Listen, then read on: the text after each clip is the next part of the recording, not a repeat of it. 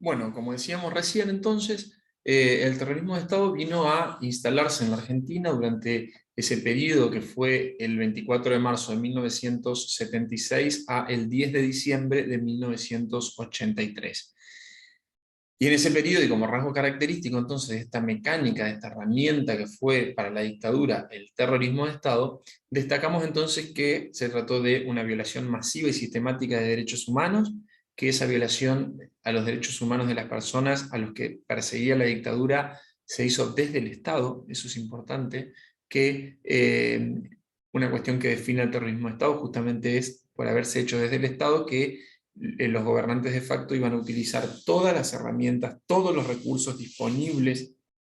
a su alcance para lograr ese objetivo. Eso es también muy importante. Se llamó terrorismo porque también como herramienta para la sujeción de la población, para el control de la población, tenía que ver con sembrar el terror, tenía que ver con meter miedo, digamos, ¿no? Y en base a meter miedo,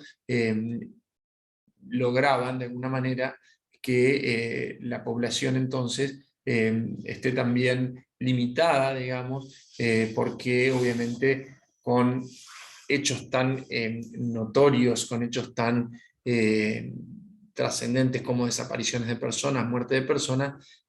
por eso lo hecho de pensar distinto, entonces esto obviamente tenía que ver con un mensaje a la sociedad, un mensaje de miedo, para que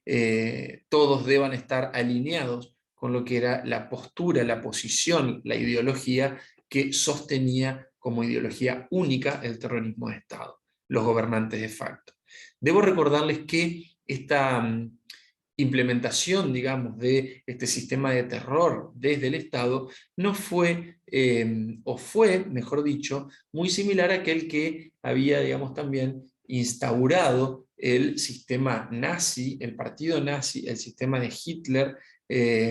o instaurado por Hitler en la Alemania de la década del 30 y 40. Esto quiere decir que también en estos estados totalitarios, como lo fue Alemania, como lo fue Italia, como también lo fue luego España, fueron todas formas, digamos, de llevar adelante, de querer lograr en la población un pensamiento único, una idea única que no admitía posiciones diversas, no admitía, bueno, tener otro punto de vista, aquel que se sostenía desde el Estado como la posición oficial única. Como ustedes saben,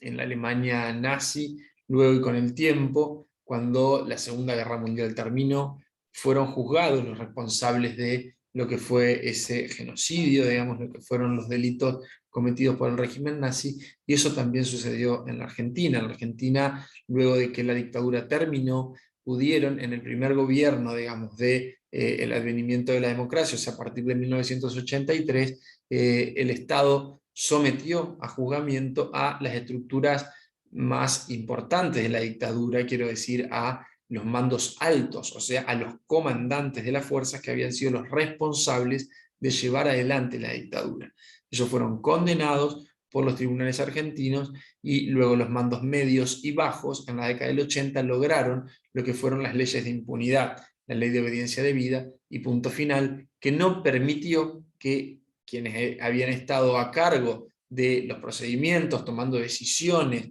respecto de estas violaciones masivas y sistemáticas de derechos humanos, puedan ser juzgados por los tribunales argentinos. Eso se suspendió hasta recién el año 2003, que recién ahí es donde se declaran insanablemente nulas las leyes de obediencia debida y punto final, y es nuevamente allí a partir de cuando se puede insistir de alguna manera o seguir con el proceso de juzgamiento de las personas que estuvieron a cargo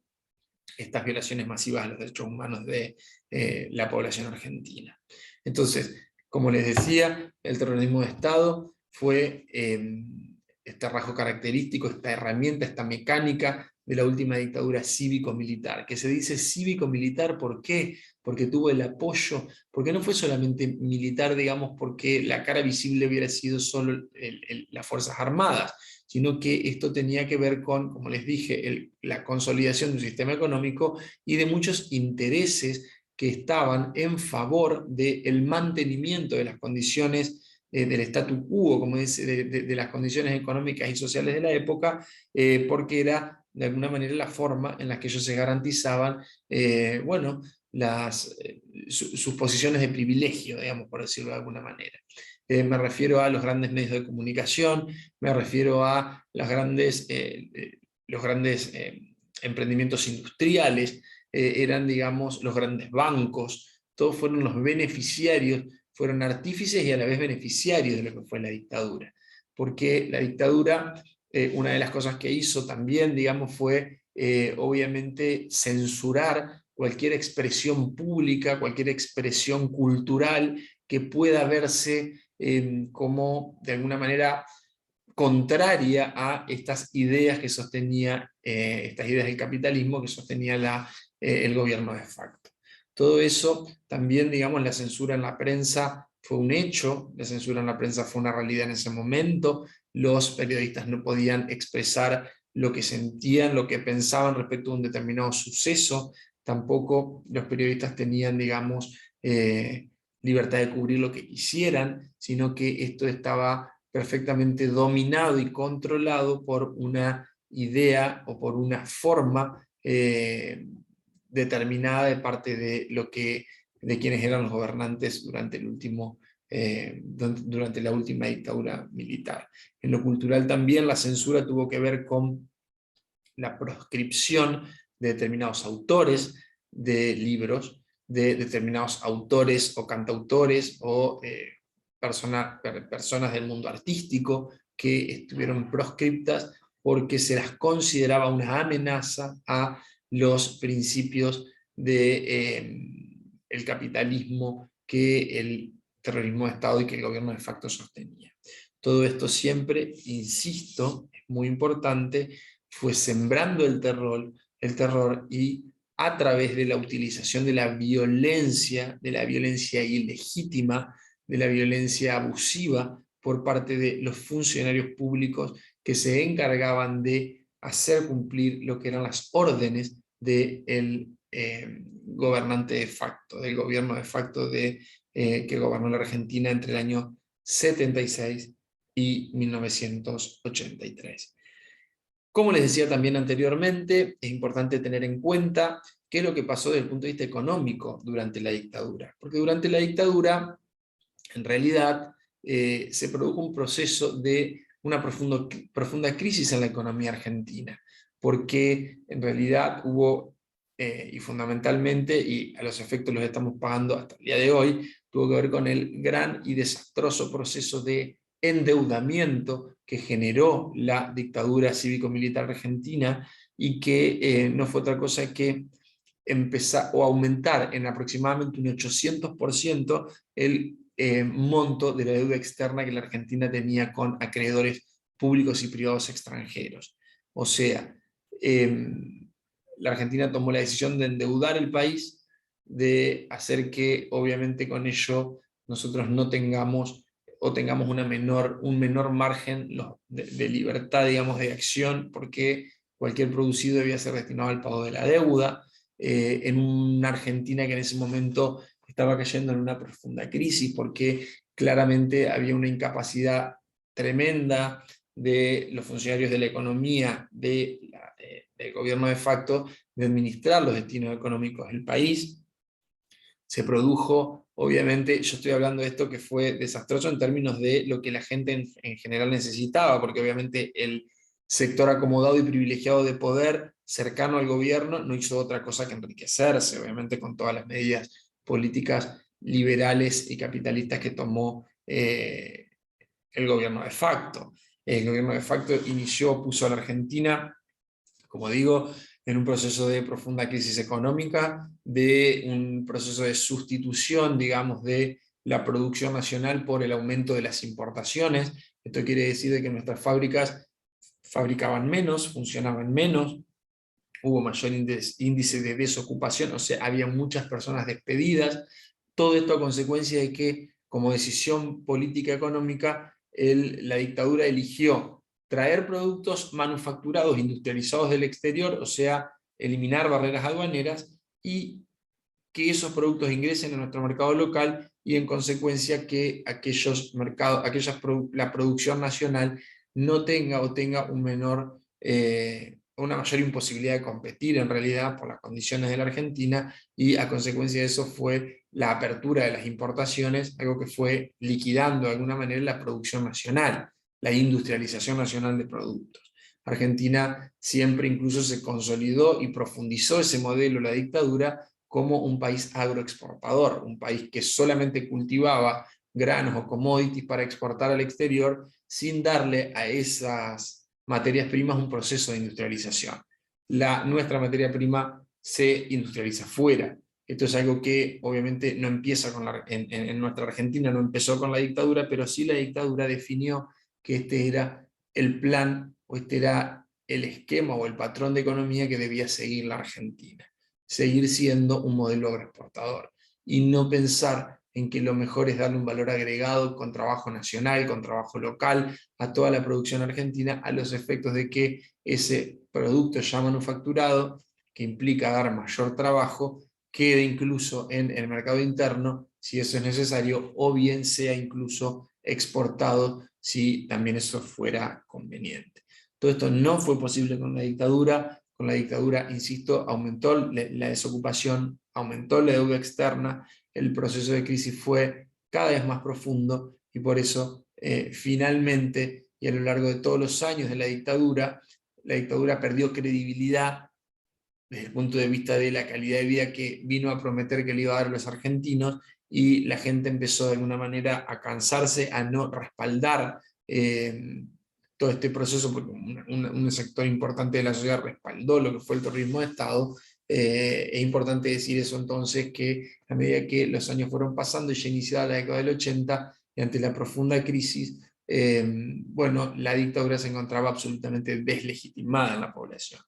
Y eso fue incluso, y esto es importante, la que llevó al presidente de ese momento, presidente de facto, Leopoldo Fortunato Galtieri, a intentar la recuperación de Malvinas por la acción directa, y en una noche, claramente una noche que el gobernante no estaba en sus cabales, fuera de sí, digamos, lo que hizo fue decidir llevar a la Argentina a la guerra contra el Reino Unido para poder finalmente recuperar las Islas Malvinas, cosa que, como todos sabemos, finalmente no logramos. Fue una pésima decisión que tenía que ver con un interés solamente particular de reivindicarse con la sociedad. La consecuencia era que la sociedad estaba muy desgastada,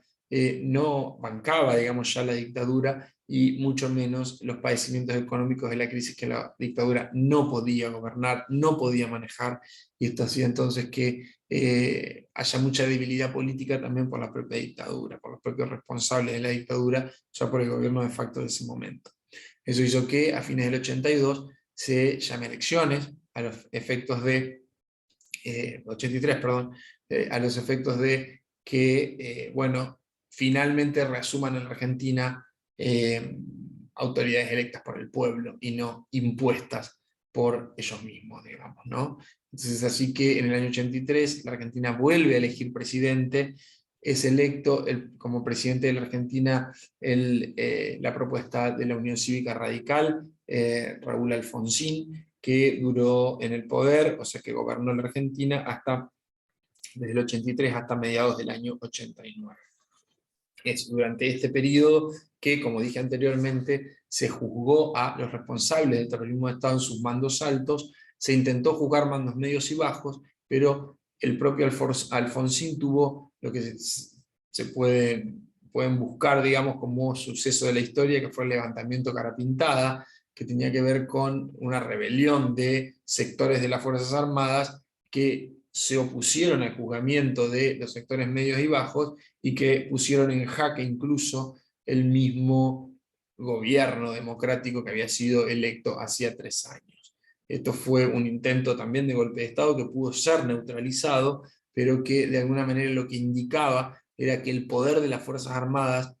ya advenida la democracia, seguía perfectamente intacto. Las Fuerzas Armadas tenían virtualmente o potencialmente el poder de volver a derrocar un presidente y asumir nuevamente ellas. Así que bueno, esto fue un suceso, digamos, también de la historia argentina ya en democracia, de mucha relevancia, que tuvo que ver con la demostración de fuerza de las Fuerzas Armadas, valga la redundancia, pero para lograr el poder, no para pelear contra un enemigo externo, cuidar nuestros recursos naturales, sino que las Fuerzas Armadas destinadas a seguir, digamos, ¿no?, insistiendo en un determinado modelo de país, ¿no?, y en determinadas prácticas que, como este caso que estoy contando, que lo que le pasó a Alfonsín, prácticas claramente destituyentes y de desestabilización institucional en la Argentina. Así que bueno, todo este proceso, toda esta situación que vivió la Argentina, digamos, del 76 al 83, y que se denominó terrorismo de Estado, también tengo que decirle que tuvo otra nota característica, y que tenía que ver con eh, la sustitución de la identidad de los niños que nacían en cautiverio de sus madres. En realidad los menores eran sustraídos, y luego de sustraídos, o sea, robados a su mamá y a sus familias biológicas, a sus familias de origen, se les cambiaba el nombre a esos niños, y esos niños eran ubicados en familias distintas, en familias desconocidas, en familias que no eran la de su propia familia de sangre o biológica, porque la dictadura tenía el temor de que si ese niño nacía y crecía en la familia de sus padres, iba a tener las mismas ideas que los padres. Entonces, como forma de limitar la proliferación de estas ideas distintas al capitalismo, la idea que tuvieron, cosa que los hizo tristemente célebre también a nivel mundial, porque ninguna otra dictadura hizo esto de robar bebés. Para eso entonces robaban bebés y ubicaban a estos bebés en distintas familias cercanas, parientes de los militares, las empleadas domésticas, etcétera, etcétera, que bueno, hicieron que estos niños sean robados, y que en muchos casos, y al día de hoy, después de más de 40 años, estén los familiares buscando todavía que esos jóvenes, hoy ya adultos de aproximadamente 45 años, conozcan su verdadera identidad. Esta es la disputa de las abuelas de Plaza de Mayo, organismo de derechos humanos nacido en plena dictadura, con este objetivo de encontrar los nietos nacidos en cautiverio.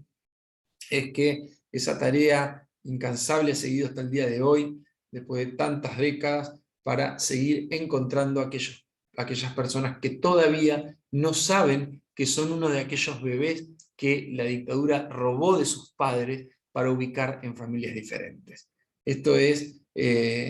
también formó parte del plan sistemático de la dictadura. No fue un bebé, no fueron 2, 3, 4, y así lo fueran, en el caso de la Argentina, no fue ese número, fueron alrededor de 500 los niños, los bebés, que nacidos en el cautiverio de sus madres, que eran las madres las detenidas, desaparecidas, una vez que parían, mataban a la mamá, y lo que hacían era llevarle como decía, ese bebé a familias distintas y ubicarlos y simular adopciones legales para que estos robos de bebés, estas sustracciones, pasen desapercibidas. Este fue también un aspecto importante de lo que fue el plan sistemático de represión del terrorismo de Estado durante la última dictadura cívico-militar, que conserva sus consecuencias hasta hoy, porque, como digo, al día de hoy se sigue buscando a aquellos adultos que no conocen que son hijos de desaparecidos en el día de hoy. O sea, viven en una situación ficticia y real, porque no conocen su verdadera identidad, no conocen de dónde vienen, no conocen quiénes son, quiénes fueron sus padres, quiénes son sus abuelos, etcétera, etcétera. Esto, y que quede claro, es parte esencial, digamos, o fundamental de la lucha, como decía, de las abuelas de Plaza de Mayo, que, para que se entienda, no pretendían o no pretenden en realidad, que si encuentran un joven que fue un bebé robado, ese joven tenga las ideas de sus padres, ni piense como ella, ni que se vincule necesariamente con esa familia que obviamente nunca conoció, sino que lo que tiene que ver esencialmente con que estos jóvenes sepan quiénes son, sepan de dónde vienen, sepan su verdadera identidad, porque saber tu verdadera identidad es lo que te permite ser libre, te permite pensar libremente y planificar tu vida en función de tu propia identidad. cualquiera de nosotros le resultaría muy difícil pensar, o al menos hagan el ejercicio de imaginar que de un día para el otro uno se entera, digamos, que es hijo de desaparecidos, ¿no? Entonces de repente uno se vería o se ve en situación de conocer la familia o lo que quede de la familia biológica y de revincularse o de vincularse con esa familia, que obviamente todo esto es un proceso muy difícil, cuando son personas absolutamente desconocidas que uno nunca tuvo, digamos, ni siquiera la oportunidad de ver con anterioridad. Entonces, lo que aquí vale, por lo que se lucha, digamos, es porque esos jóvenes sepan quiénes son, sepan su verdadera identidad. Como les decía, imagínense ustedes que no sepan quiénes son sus abuelos, quiénes son sus padres, cuál es su apellido de verdad, cuál es su apellido de su mamá. Todo eso es lo que le pasa a estas personas que al día de hoy no saben quiénes son verdaderamente, y a la vez y al revés le pasa a quienes sí fueron encontrados por Abuelas de Plaza de Mayo, jóvenes que hoy sí, después de este trabajo de investigación y del exhaustivo trabajo que ellos hacen de búsqueda, pueden decir que saben quiénes son, pueden decir que saben cuál es su verdadera identidad. Entonces, esto, digamos, y con esto voy terminando, también formó parte del terrorismo de Estado, del plan sistemático de represión, y que tuvo que ver con el robo de niños nacidos durante el cautiverio, o sea, durante la detención en centros clandestinos de detención de las madres que eran previamente detenidas por ser disidentes. Esto funcionaba, o esto era así, porque también el Estado ponía un lugar para que estos partos y estos nacimientos se produzcan. Concretamente aquí, en la ciudad de Paraná, muy cerca de nuestra facultad, está el Hospital Militar de la ciudad de Paraná, que era un centro de referencia a nivel regional de todo el litoral, que tenía una dependencia directa de lo que es el segundo cuerpo del ejército de la ciudad de Rosario, y es de ahí donde se produjeron al menos el nacimiento de dos pares de mellizos. Uno de ellos es el de Sabrina Gulino, que era hija de Raquel Negro y Tucho Valenzuela, que eran dos militantes montoneros, que, bueno, ella queda embarazada, la detienen, y una vez que estaba en situación de parto, extraída desde Rosario, del centro clandestino de Rosario, a Paraná, y clandestinamente fue introducida en el hospital militar. Allí da a luz a los dos bebés, luego a ella inmediatamente se la llevan a Rosario, y ahí la matan, y ahí desaparece Raquel Negro, y los niños crecieron, y Sabrina, que es la nena de esa pareja de mellizos, sobre el nene no se sabe nada todavía, o sea, sí se sabe mucho, digo, pero no se sabe su destino actual, dónde se encuentra. Sí, el caso de Sabrina, que pudo, allá por el año 2009, conocer su verdadera identidad, saber quién era efectivamente ella, porque por tareas de investigación se logró llegar a encontrarla a Sabrina y hacerle saber cuál era su verdadera identidad. Esto viene, digamos, a cuento, hacemos este relato porque tiene que ver con un caso local de nuestra ciudad, de nuestro entorno, y que nos muestra esto de el derecho a la identidad, la recuperación de la identidad, el centro clandestino de detención como maternidad clandestina que funcionó aquí en la ciudad de Paraná. Bueno, todas estas cuestiones ustedes las van a ver en material que nosotros vamos a dejarlo disponible para que ustedes profundicen. Vamos a dejar una guía de preguntas también, una guía de lectura para que ustedes puedan ver este tema en base a las preguntas que nosotros ya les organizamos, para que ustedes puedan tener una mejor comprensión bueno, de este eje temático. De todos modos, quedamos a disposición para que ustedes puedan hacer cualquier consulta que quieran hacer a través de la plataforma Moodle, y bueno, está todo el equipo docente disponible para que ustedes puedan acercarse a nosotros y hacer cualquier consulta que estimen necesaria. Bueno, termino con esto. Sigan viendo el material. Como les digo, esta clase va a estar acompañada de un soporte de material que también va a estar colgado en la plataforma. Vean todo y estamos a disposición para las consultas. Gracias.